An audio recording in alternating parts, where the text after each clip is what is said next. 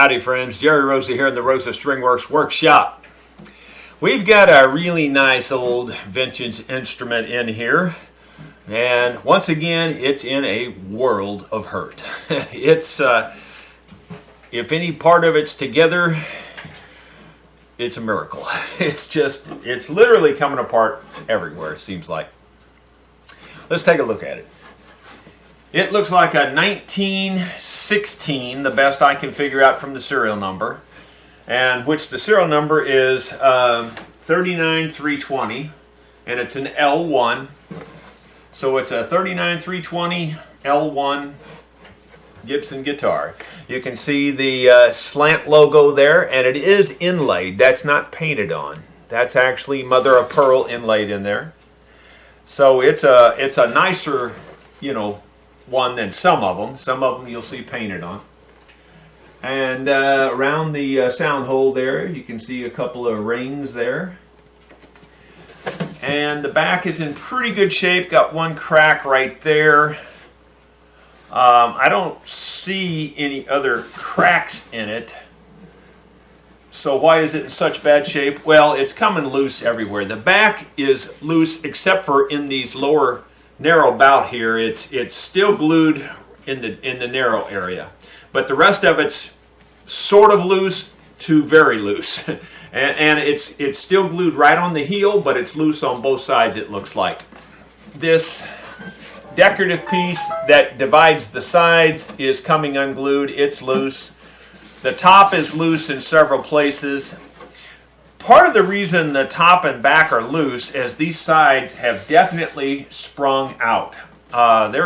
You can see here that they've sprung out from the back quite a bit, and same way on the top. So we got our work cut out for us. It is kind of a budget job. He wants it playable and reasonably presentable. But, if you want to try to make these things perfect, that takes hours and hours. So I can't blame a person for not wanting to go there. So we're going to do the best we can, as quick as we can. Now, when I first saw this, I thought, well, I'm just going to go ahead and glue it back together the way it is. And maybe that's the best option still. But I'm seriously considering just going ahead and taking the whole back off because it's so loose in most places. So I'm going to see where that takes me. If it looks like the back's going to come off okay, then I'm going to go ahead and take it off the rest of the way. The problem with taking it off, if you look here, see how tight that seam is, see? It's nice through there. You're going to break all that, and you're going to make it look worse in those areas. So I hate to do that. As I look at it here, this is loose all the way into this area here, so it may be the only place holding it right here, and maybe a little tiny spot back in here. We'll see what happens. Here we go.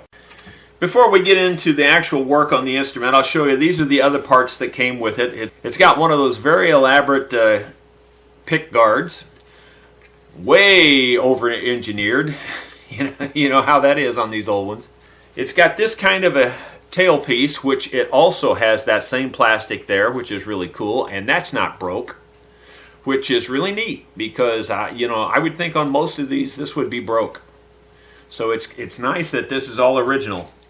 It's got a very tall bridge, and it's going to need a very tall bridge because the neck angle is very steep on this guitar. And finally, what I've never seen before, and I don't know if this, I'm sure this must be an add-on, or at least I think it must be. It's got these little string pegs that would go in these holes. Now, I have never seen that on this kind of tailpiece before. Why I think that's there is because even though this is in one piece, maybe you can see that it's lifted up. The back of it's lifted up forward. And I have a feeling the strings are popping out of here, so they put these short pegs in these holes, I guess, to keep them in there. I don't know if we're going to keep that feature or see if we can fix that or not. I don't know. We'll just see where it takes us as we go through this. As you can see, I decided to take the back off of this old guitar. The reason I did that was because the sides have sprung out so far that you cannot push them in and make the back and the top match up. It's impossible. If you push in on the sides so that they line up, well, then it pushes out at the tail block. And if you push in at the tail block, it pushes out on the sides. They just will never line up without removing the back. And then it's going to take a lot more work, as you will see. Well, it was really tight right there. Very, very tight. The rest of it was pretty easy. With the exception of a little bit of kerfing breakout right here, it came off just about perfect. Now it's time for all the discoveries that we've made since taking the back off of this. First of all, there's another serial number right here that is on the inside. And if you can't read that, it's a 11008. Now that's different entirely than the serial number that's here, which is 39320, as I mentioned.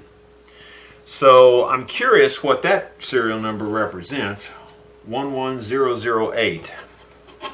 I don't have any idea. Maybe somebody out there will. The other thing I've discovered is that this top is in multiple pieces. There's a seam down the middle, as you would expect. Then there's another seam right here. And there's another seam that's not in the exact same place. It's very close, though.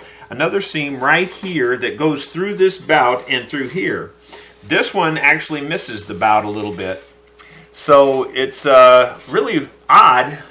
On the inside, you can see the joint. I mean, you can see that where the glue squeezed out and everything. And on the inside, on the outside here, boy, you really hard pressed to see it. I mean, it's really done well on the outside. You can barely tell it. And on this one, it's even better. You really have to be looking for it. And even looking for it, it's hard to see it. So, but there is extra seams. It's odd that you would never have known that. The other thing that, by taking this off, we can get to and fix is that some of these internal braces, like this little side brace here, is completely loose. This kerfing is completely loose. So we can fix a lot of things now that we've got this opened up that we wouldn't have been able to fix the other way. First thing I'm fixing is I went ahead and took this little brace out. I could get it out by hand here, and I'm just scraping it clean with a single edge razor blade, getting all the glue residue and the dirt off of it.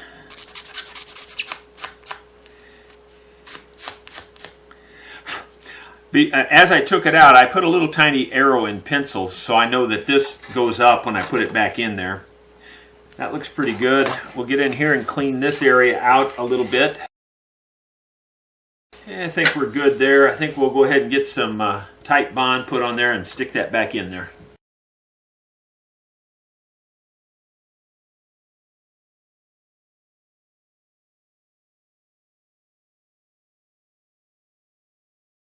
You can see Gibson wasn't real particular about when they glued these sides on. Look at all the glue here. This ran all the way through here. That's glue, literally, and there, you can see it here and here and here. So they weren't real particular about wiping up their glue and cleaning up after themselves. That's really a lot of glue. Can you see all that? My goodness. Well, while we're waiting for that little tiny brace to glue up, I'm going to fix this crack in the back here. And I've got a special clamp I'll show you that we'll use for that. I've already got glue in the crack very well, as a matter of fact. What I'm going to do is, and I've already wiped up most of the squeeze out, I'm going to use this specially made clamp for gluing this back together. I've got some little tiny pieces of leather there that I'm going to use to put in here. Hopefully I can get them to fit in here. This crack was wider than it appeared on video. I would say it was nearly an 1/8 inch wide at the outside edge, so it was under stress. I think you can see that pulled it together real good. You got good squeeze out. You clamp this side, and then you pull it together with this. So it works really good for this kind of a clamp. And you use your fingers to line it up good. And I think it's lined up pretty well. Now we'll clean up the squeeze out. Whenever you have a fine crack like that, if you paint it with water first, the capillary action will suck back in there, and then your glue's got a better chance of going back in there because it kind of like lubricates the way for the glue and the glue will follow that water to some degree. I'm just trying to get the brush to go back in there as far as I can. And then what I'm going to do is use the pressure of the glue bottle to squeeze the glue down in there as tight as I can. And then the last thing I'm going to do is I'm going to get the air compressor and I'm going to blow on this to try to blow it down in there. Well, I tried 2 or 3 different clamps on this and I couldn't get it tight enough. This clamp here, I hardly had to even twist it to get it tight enough, so this was definitely the right one to use in this case. Got a lot of squeeze out that way. On this back, you can barely even tell where the crack was now, but it's under a ton of tension. I really took a hard, I had to really tighten the clamp up to pull that back together. Because of that, I'm going to put a couple of cleats on it. Now, these are made out of maple, and which is, I believe, what the back is made out of. And the grain is running this way on these, so I can put them across the crack. And the first one I'm going to put right up here, right against the where the lining goes in, the kerfing. And I'm going to put it real close to that because I want it as far out to this end as I can to work on that stress.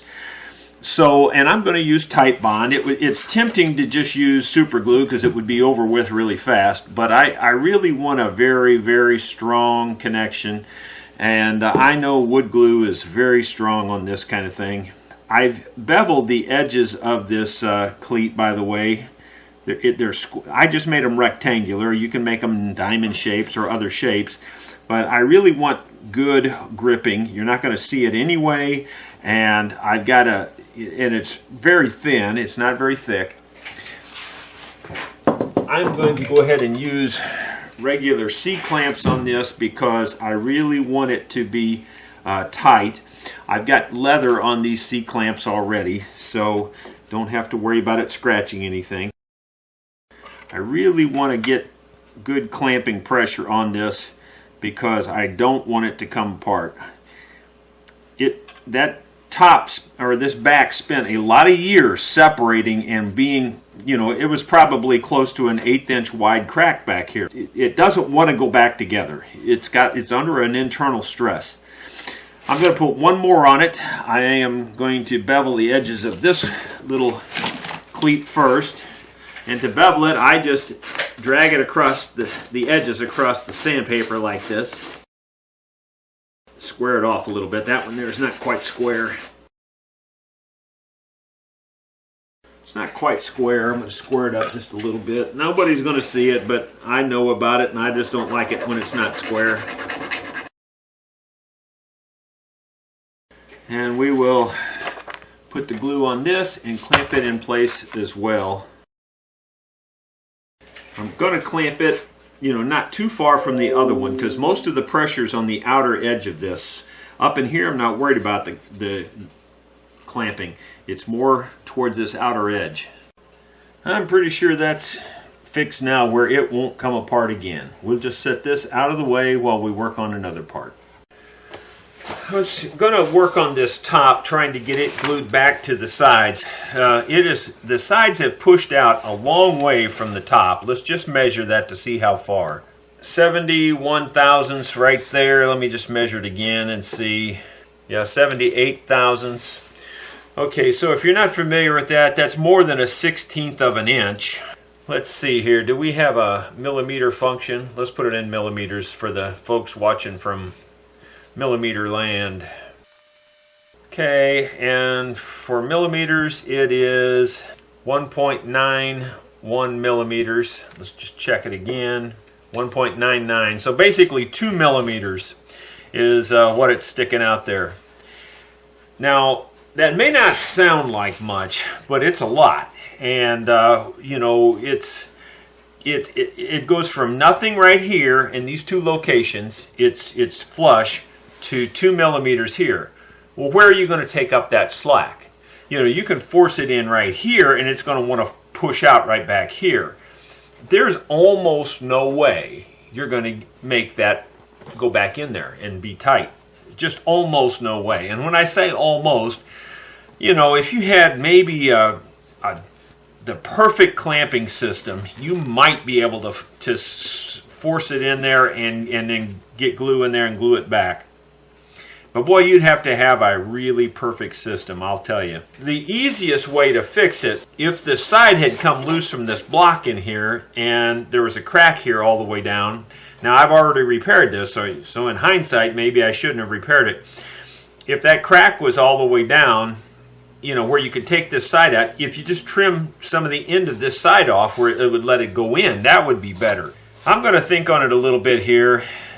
Maybe even try a little bit of web clamping and see if I can get a web clamp to pull around here and pull it in. The problem with that is it's going to be as much pressure around here as it would be here, so it can cause as much damage as it fixes. But it won't hurt to try it lightly to see if it'll work. Just for the record, I've got my web clamp on here right around just below the edge, as high up as I can get it, but just below where the edge is broke loose. I've got it under pretty good tension. It's pretty tight. Don't want to go any tighter, I don't think. And then I'm trying to force this in. And sure, I can force it in one place, but it goes out in another. And it's just not going to go in there. It just isn't. So I really hate that. I would like to get it nice. Truly, the only way I know to get it in there is to literally cut the seam back here and just push it over. Alright, I've already talked about how far out this is sticking. Here's the dilemma. It's a budget job in the sense that we're trying to stay within a certain amount of money. That amount of money is going to allow me to work on it 5 or 6 hours. I'm already starting to approach 2 hours, or I'm getting close to 2 hours in it already. By the time I were to take this whole block out, this piece out here and all that, and cut it off and put it back together and all that, that's going to take a couple of hours in itself. It would just blow the budget. It would add another couple of $100, $120 or more dollars to the project that he doesn't want to spend. The positive is it would make the back go on a lot easier too, because the back's got the same issue. Well, as you can see, budget be hanged. I just can't live with the fact that I'm going to put this 102-year-old guitar back together unless it's correct. So, you can see how I'm trying to get this apart, but as you will see, no good deed and no good intentions ever go unpunished. Boy, it's really hard to get this apart. Wouldn't you know, that would be the one block. The one thing on this thing that's really glued solid is this tail block. Man, I knew it would be hard, but I didn't think it'd be this hard. This is really hard. I've been pushing for a long time already, off camera.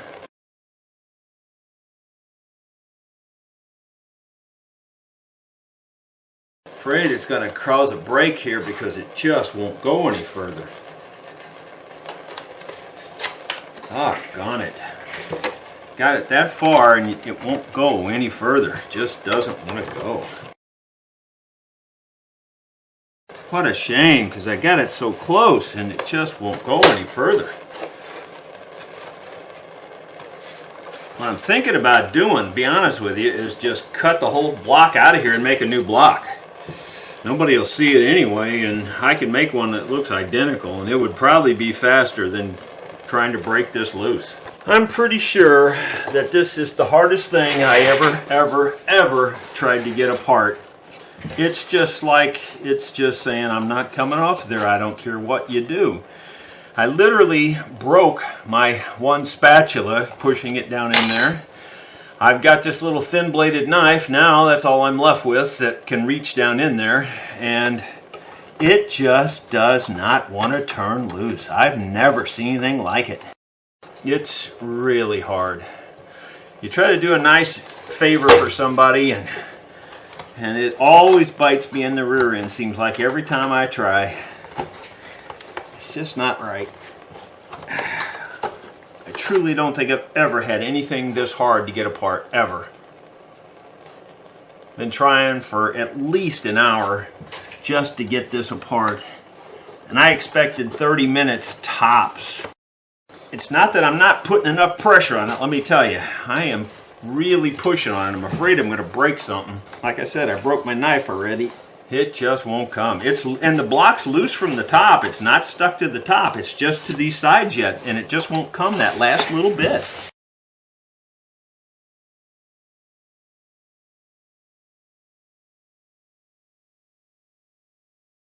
I think I just broke it loose. Look at that. Oh my gosh. It just wouldn't come loose in this bottom section. Just wouldn't. It just would not come loose. Oh my gosh. I just never seen anything like it. Oh well, I can go from there now.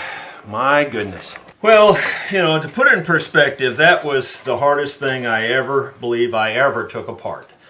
I seriously tell you that was hard to get that apart. But now that it's apart, it makes this lining up these edges perfectly easy. Now this side was already fairly well aligned, but it's loose back to here. So now I can glue it real good, clamp it real good, and just get this one side done first, then I'll work on this other side.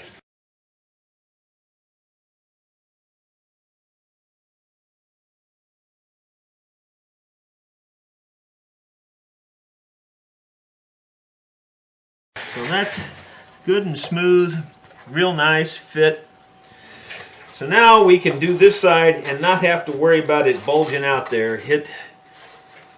You can see that as I go, you can see how it, as I push it in, how it's going in, how much further it's going in there. It's going in by 3/8 of an inch down here already. But we'll start up here and we'll just work our way around and just keep pulling it out till we get it just right.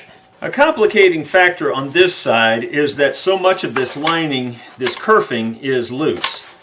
And so there's not as much to glue to. But I think what I'm going to have to do is literally just line up this side edge and get it glued first and then glue this to it all. Because I don't think I can get it all glued and get the right shape and everything all at one time.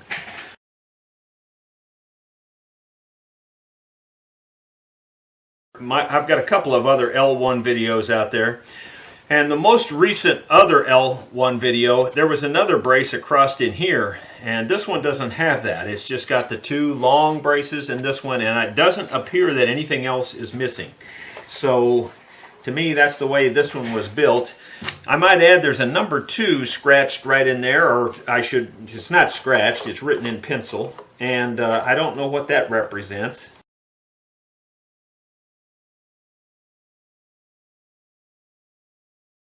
Well, I feel much better about that now that that's all lined up and glued. I really wasn't looking forward to gluing that back and having it completely out of alignment, even though that was a ton of work getting that block out of there. In my opinion, it was still the right way to go. I'm sure other people that are watching are going to disagree with me and find a reason why I'm an idiot, but that's okay. This is the way I believe it needs to work. I've decided to go ahead and glue this lining or kerfing back in place. And now that I have, the edges secure, I've got glue down in there, and I'm just going to paint it around real good. I decided to use these clamps to reach down in there and hold that kerfing, and it seems to be holding just fine. So I think that's going to work great. I'm getting ready to put this end block back in this L1 guitar, and as you can see, I told you it was very hard to get out, probably the hardest thing I ever took out in my life, and it finally split the wood down here. But as bad as it looks, it might be salvageable by cleaning it up on my sander, so I'm going to just try that first. If that doesn't work, I can always make a new one. I think you can see I'm just lightly rubbing that block on the sander to just level out all the imperfections, and believe it or not, it cleans up real nice. I worked this down on the sander, and it looks like it's going to be fine and very salvageable. I don't think we're going to have any problem. I just have to share something with you that you cannot tell via video, and that is what this area smells like. Heating up that hot hide glue over, trying to get it loose. I'm sure sometime in your life you've probably smelled a dead mouse. That's what that smells like exactly.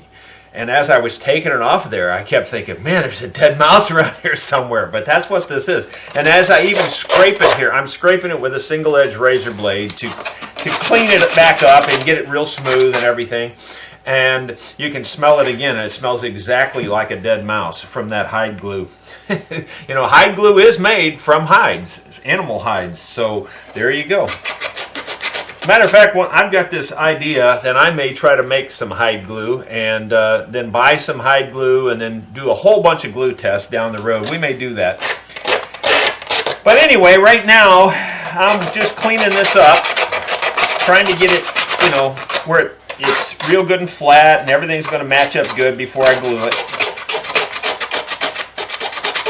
I'm also trying to get rid of any trace evidence where it's been taken apart. I'd like to make it look like it wasn't apart, and I think we'll get there here in a minute.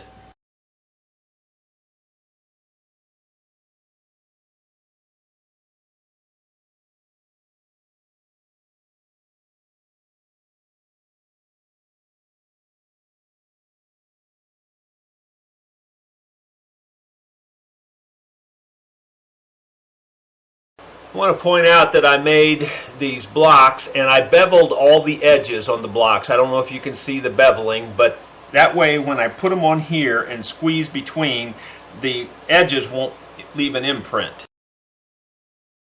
And the reason I'm using the block is to keep the back, this side, good and square and flat, and make sure there's even clamping pressure all the way up and down.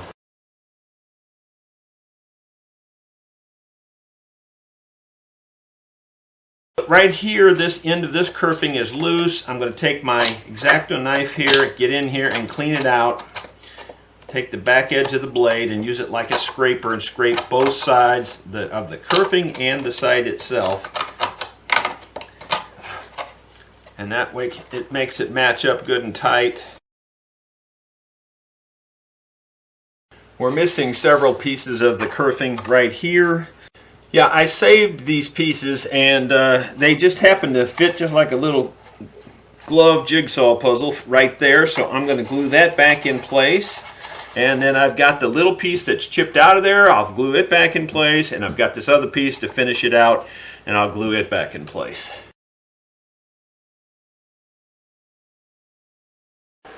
Well, I had a little talk with myself. I was going to leave these pieces of kerf stuck to the back and just put it back on there that way, but I just got to thinking it'll be a better job if I take it off the back and put it on here. It was actually stuck to the back pretty good, so it was kind of hard to get it off there, but I think it's worth it.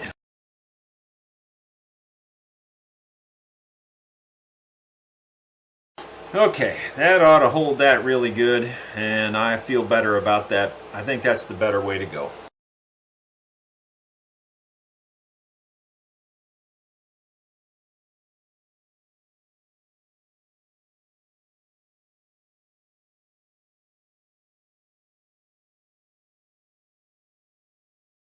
That looks pretty clean. You know, there's a little bit of glue squeeze out from years ago when Gibson glued it up, but I don't think that's going to make much difference. Any glue in the way where I'm attaching the back to the sides is what I'm trying to remove. Otherwise, it's fine, I think. Of course, we'll match this up and make sure it fits good before we clamp it, glue it, and clamp it. It looks pretty good to me. I think we're in good shape. We're at the moment of truth, and that is I've already tested this fit, and it fits pretty darn good.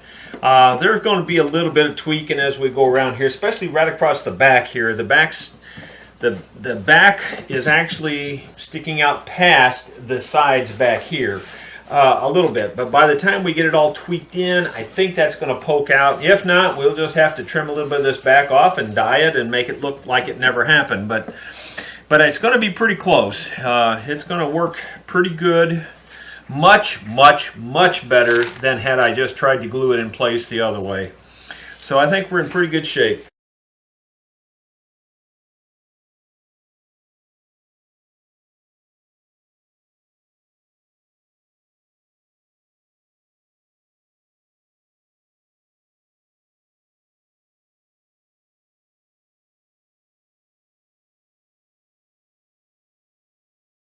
Well, here we are the next morning. The clamps are all off of it. The back's on it real well. The whole instrument's very solid now. I don't think there's any problem with the instrument whatsoever other than cosmetics and setup. Piece here is a casualty of war, if you will. This piece that went down through the back here. And we closed this up, so now the slot's not quite as big. It's really hard to see what it is. It appears to me to be mahogany in the middle with rosewood on both sides. So what I'm going to do is I'm going to clean up this slot, straighten it up real good, and I'm going to try to make a new piece just like this and put it right back in here. Alright, the first thing I'm going to do, I'm going to try to make it as original as possible. So the first thing I'm going to do is I'm going to measure the maximum width of the top piece here. Unfortunately, it's still together, so I can measure it.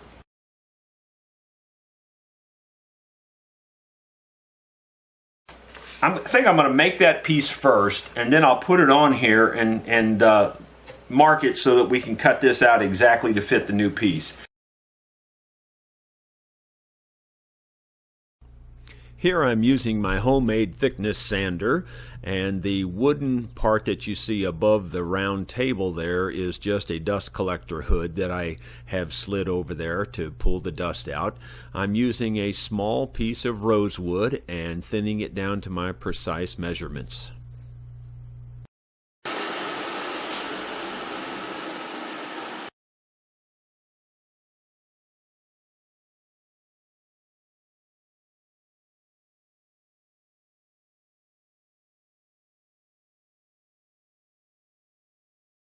I've got these inlay pieces all made up here, ready to go. You know, I would prefer to glue them with tight bond, wood to wood, but it just takes too long and hard to clamp and everything. So I'm going to use super glue, and that's why I have the gloves on, so I don't get all this all over me. I'm also going to use the table to line up the ends there. Spritz it with the accelerator to get it to hold up so I can move on to the next thing, because I don't have that kind of time to wait around on this thing. And there you go, that worked. So there we go, we got a nice inlay piece that we can put in here, and it'll look like it never happened because it should be identical really in size and everything. It looks like my piece is going to be a hair bigger, but I may take this on the sander and just knock it down just a little bit just to get it back to the original size. I think that's going to work real nice. I've got the piece lined up the way I think it should go and the way I think it's going to look good. I'm trying to also center it over this hole. This hole now is closer to this side, so I'm moving everything that direction a little bit just to make up for that.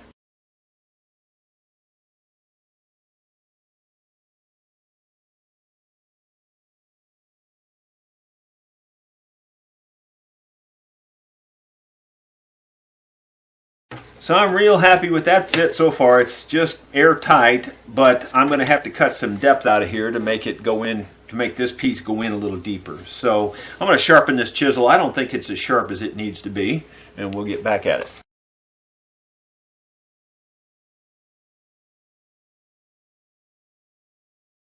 I think you can see it fits pretty tight there. Got to work on it a little bit more. Before I glue in the inlay piece, I'm going to plug the hole that's there. And the only reason I'm plugging it, I think it actually lines up pretty good, but this will give me an opportunity to re-drill it and re-ream it smooth so that the pin that goes in there will fit it better. I could probably leave it like it is, but I think it'll be better if I re-drill it and re-ream it.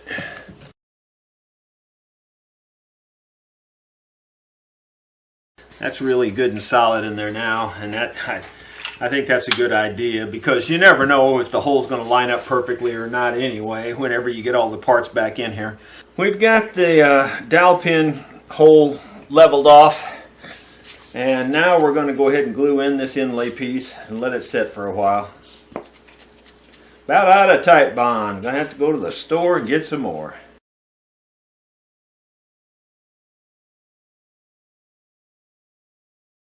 That'll give you some idea. It's starting to look pretty good. And once we stain it up a little bit and finish it a little bit, it's going to look just fine.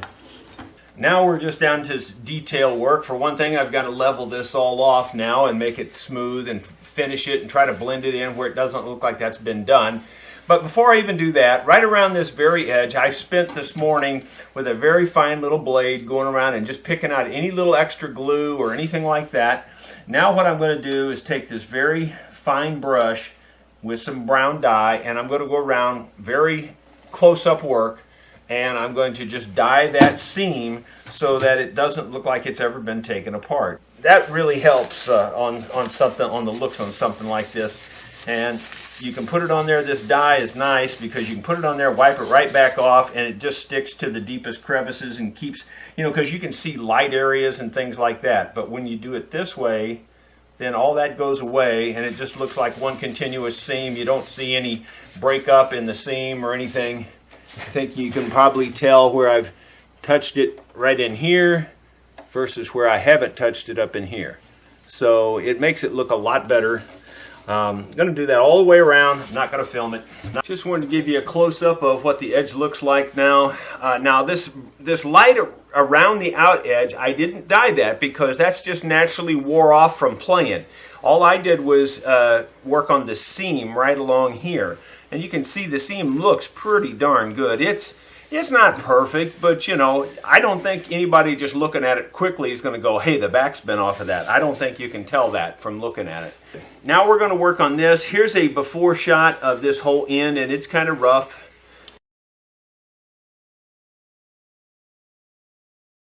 Thanks to one of my viewer friends, I'll be using this little plane to clean this up with.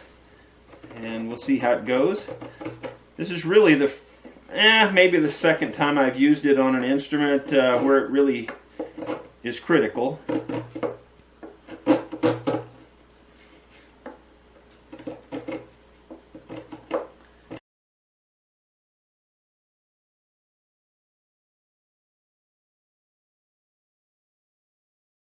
I think that's good enough that I can work the rest of it down with a small blade as a scraper. So we're going to that next.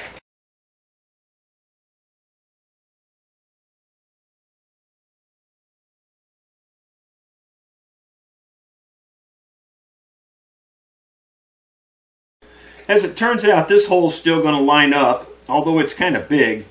I'm definitely going to close this hole because it's not going to line up.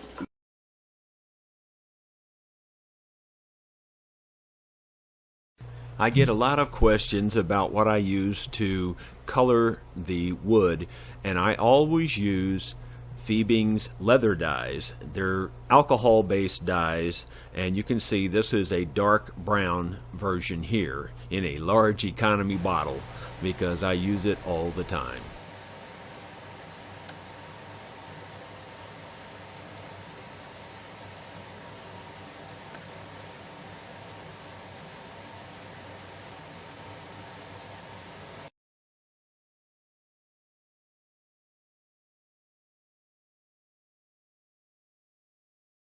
When I got to looking at this close after gluing these pieces back on, I noticed that there was at one time a strip of binding that went across here. That was missing, but I've got a piece of old binding that sort of matches. I've cut it to size, and I'm just going to, we'll just do the best we can with it.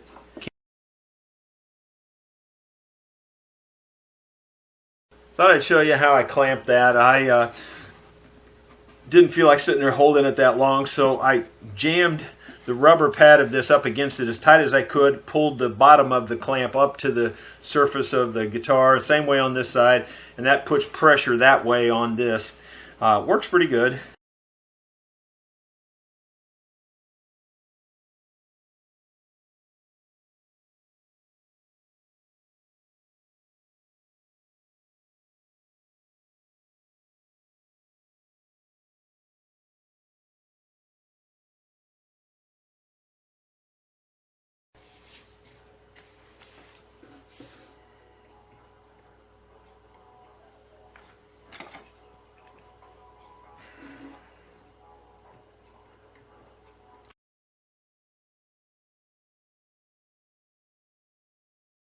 The patent date on this tailpiece is 1910.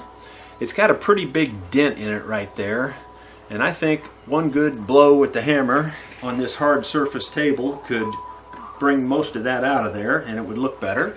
So I'm going to give it a shot.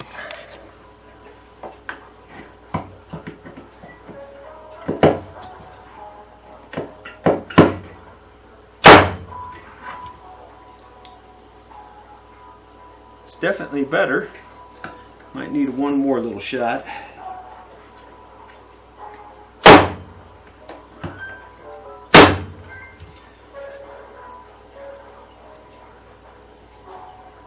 That looks better. It's not nearly as dented in as it was.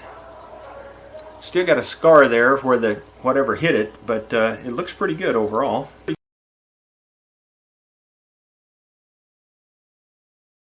We've got the strings on the guitar. The intonation is just in the ballpark, and the reason is because these strings are so high, it's ridiculous. Here's 120 thousandths that goes under there no problem. Here's 60 thousandths and it still goes under there without raising it. Here's 130 thousandths with 60, and it just actually, I don't know if it raises it or not. It's a little hard to tell, but it's right in there. So it's roughly 190 thousandths on this side, which is basically twice as high as it should be. On this side over here, it's much lower, but it's still high. Here's 130. That actually raises it up. So here's 120. I think 120 is right on the money. So we got 120 and 190. Okay, once again on the treble side, it's measuring 120 thousandths. I would like to get that down to around 90. So that's 30 thousandths too high, so we need to take 60 thousandths off the feet to make up for that.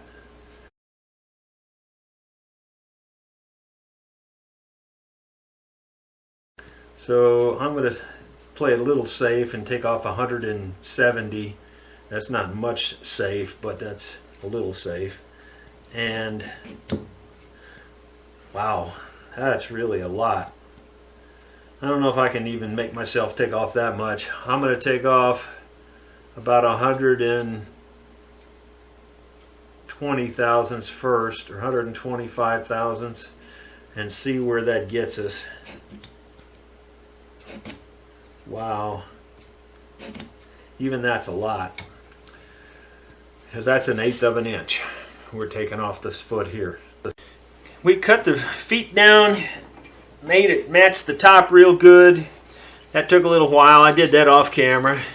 And now the action is, and I've got it tuned back up and the intonation set pretty close. The action here is right at 130. Keep in mind it was at 190 before, so that's pretty darn good actually compared to where we were. Here's the 90. And the 90 actually lifts it up, so I sure don't want to take any more off that side. We got 80 right there. So we're still a little high on this side. I could probably take off another 20 thousandths comfortable. I don't really want to take much more off these feet. That's the problem. If I take much more off the feet, then I'm losing that foot. I mean, I'm going to be getting into the curve. And, really, I just don't want to take much more off. The action up here at the first fret is actually low. I can tell just by looking, so I don't even need to work with that up there. That's really low. So when you note it up here at the neck, it plays really easy.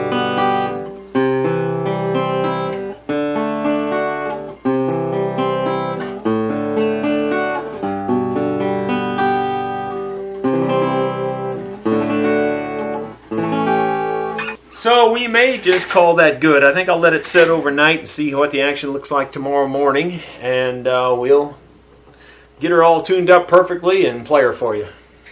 Well, this 102-year-old guitar survived the night. The action still looks just fine. Nothing looked like it moved. Everything's really good. Here's a good look at the back now. It's very cleaned up. Wiping it down with linseed oil and just buffing it out and everything just makes it look so nice. It really looks like a very well cared for old guitar. And you can see how the end there where I fixed it, you really can't even tell it's been fixed now. And that's what you want. You don't want it to look like obvious that it's been taken apart. So let's just take a listen and see what the old guitar sounds like.